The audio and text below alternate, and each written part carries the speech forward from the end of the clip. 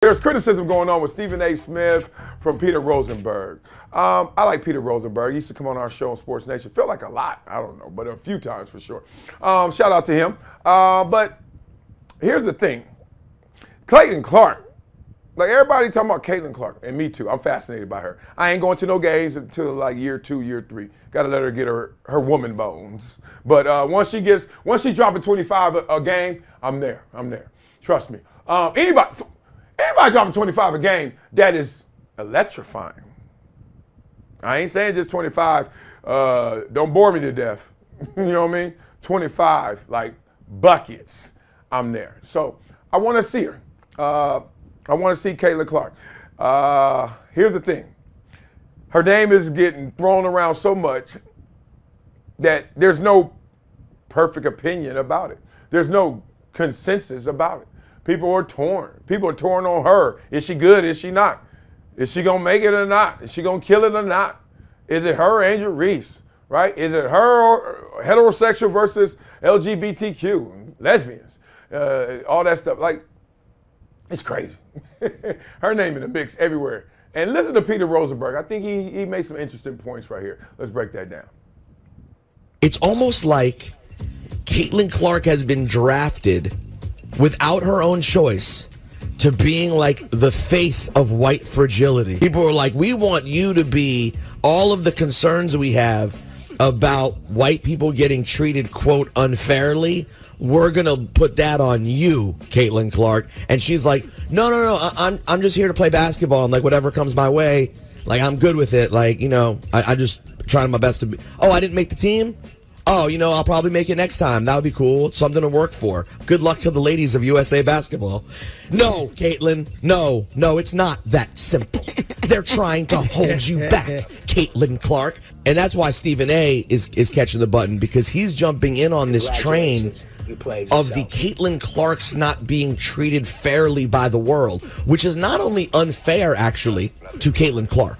Not only are you ruining it, like we have something awesome, and everyone is ruining it, but you're also being unfair to all the other women in this league who don't deserve to be treated like props, because it's a real competitive league with people who care deeply about this. And this whole idea that if Caitlyn Clark isn't propped up the right way, then it's not right for the sport.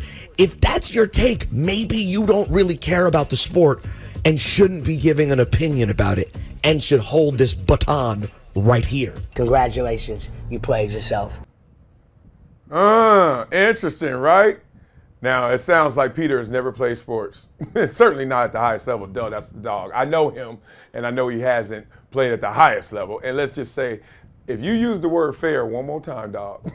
What? Fair? What? Sports never intended to be fair. Now, we said it was a meritocracy, what you think is fair. But no, because you got to define what merit means. A lot of times people look at merit and they can say, who's the best? Well, even that's subjective. So here we go. Ain't no fairness. You want fair? You want a pig in a Doobie Brothers concert? Go to the fair. That's the only time you're going to see fair in this world. Ain't no fair, right? He makes an interesting point. He didn't necessarily say it, but he made an interesting point of like, wait, Caitlyn Clark don't want all this smoke. But it's all with her because she's a superstar. That's what happens when you're a superstar. No matter what happens out there, it's coming back to you. Oh, Angel Reese had a great game. Man, she's looking like she's playing better than Caitlyn Clark, right? Oh, wow, look at this. The league is growing. I wonder if it's because of Caitlyn Clark. Oh, wow. Well, you know what's crazy? Like her games average 17,000. Any game she's involved with, 17,000 in the arena. Every other game, like 8. What? That girl's star, right? So that's stardom. But here's the most interesting part about this. This is why I think we're so intrigued by this. In our world, we hear a lot of conversation about minority, marginalized, underserved, underprivileged, you know. And sports becomes a great equalizer, entertainment as well, for minority people to come up. Now, obviously, it came with some extremes. Growing up in Compton, the only way you're going to make it, homie, is if you ball or be an actor. And I'm like, that's the only way? Then I turn out to be a baller. But the point is, there are other ways, right? But that's the minority entering the majority. And that's why we all are used to it, fascinated by it, and like, wow, we found the rose that grew from the concrete. We found that diamond in the rough. And every time you watch ESPN, especially on Saturday, Sunday too sometimes, but certainly Saturday, you're going to see some sappy story about some minority that have made it to the league or some kid that's about to die. But always, let's stay on point. The minority that made the league. And now he's a part of the majority. Mainstream, right? Household name, all that stuff. Right. How many times have we seen Caitlyn Clark, the majority representative, entering the minority world, where the minorities are the majority? That's why this is fascinating. We're like a majority entering the minority culture, right? And what is that culture? Those minorities, they have an LGBTQ culture. Those minorities have a culture where, hey, we've been building this thing for 7 years. Imagine you did something for 27 years and everybody looked at it like, can Big Brother subsidize us? NBA, can you please pay us? And then one day, my majority member, white fragility as he's talking about, shows up and says, I'll save you. You come on every level, whether it's you elder stateswoman, you OG veteran, triple OG, looking at this young girl like, man, shit, get your ass out the way. Move, I got this. You sure you got this? It's been 27 years. You sure you got this? She ain't even asking for it, but they giving it to her. So you already know that dynamic going on. Old versus not new, her, new. Remember? What was that from? T.I. movie, that skate movie. New. All right, so that's that. Then, wait a minute. You the majority? You the woman? Not the man. You the woman? You the one? Ooh, can't take no handouts from you. We don't need your money. We don't need your fame, your marketing. And they fighting her. You got to fight the powers that be. Fight the power. That's what they doing. Knocking her down, talking bad about her, saying she ain't did nothing.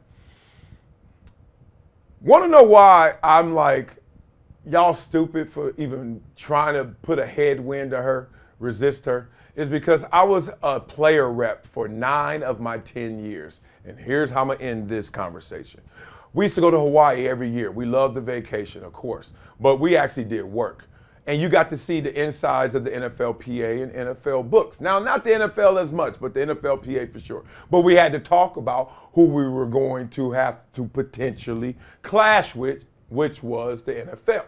So we were building our war chest. That means money that we were all putting in, all the players through all our supports, our marketing, everything was going to build up a war chest, our dues, membership dues, etc. Right? And our war chest at that time, I remember them saying it, don't quote me, 183 million or maybe like 300 million, something in that world. Like basically Jaylen Brown's contract, something like that. And then we had to speculate, but we were like, what is the NFL's war chest? You know, in litigation, in case of holdout. We ain't even say millions. We was like, how many billions do they have in their war chest? So y'all know in court what happens most times. Big bank take little bank, right? You lawyer them up. You want to keep talking? All right, mediation. Bull, number too big for you. All right, whatever. Lawyer them up. Then you finally tap out. You know the game. So big bank take little bank. That's why the NFL, chill players. We be nice. We got you. But chill. You got to put pressure on them to get them to move. This is what I learned. We're in our marketing meetings, and they're passing around this huge portfolio of marketing deals as an example to show us how lucrative the opportunities were for the players. 1,800 players in there. 1,800 player book, this big. bigger than your playbook. We turning it. And I remember getting everybody turning to their page, right? I wanted to see on one page what my deals look like. Because you'll have a deal and you didn't even like feel it. You're like, really? I got a Tops deal? I didn't know I could get, oh snap, I had a Breathe Right. Remember Breathe Right? You used to put on them nasal strips. Is that a gimmick? I had all these deals. I was like, oh, that's dope. I knew I had the checks coming, but some of them I was like, oh, that's coming later. And then, this was my second year. And then, guess who page I got to? Now, mine was like on a page, and I think I shared the page with some other player. Manning. Peyton Manning. And I'm not lying to y'all. This is how it went. Now, y'all remember Peyton Manning's rookie year. Do y'all? 3 and 13, 28 interceptions. I think 28 touchdowns too, though. But, look at his marketing deals. So my page I'm sharing with somebody. Then you look at the next page. It's Manning. Okay, that's cool. Damn, that's a lot of deals. Damn, that's a lot of money. You can see it was the amount and the deal. Who? It's like Tops. 800,000. Okay. Damn. Mine was 8,000. You know what I mean? Manning again, another page. I'm not lying to y'all. I think Manning, Peyton Manning, 11 pages of, oh God, dog. And I bring that up to y'all because this. It wasn't a spirit in the room. It wasn't a person in that room that was jealous of Peyton Manning.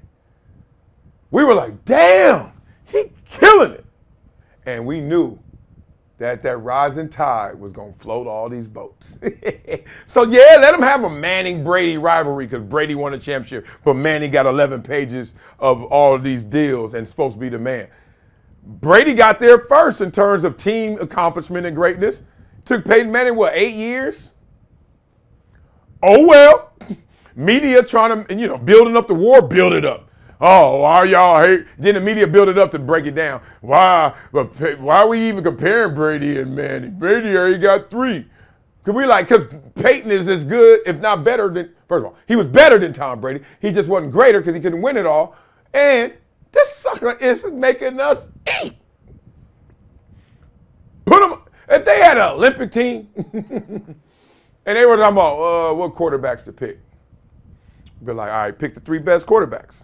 Well, we could pick more than 3. We could pick, all of them don't need to play. We're going to pick 5. Okay.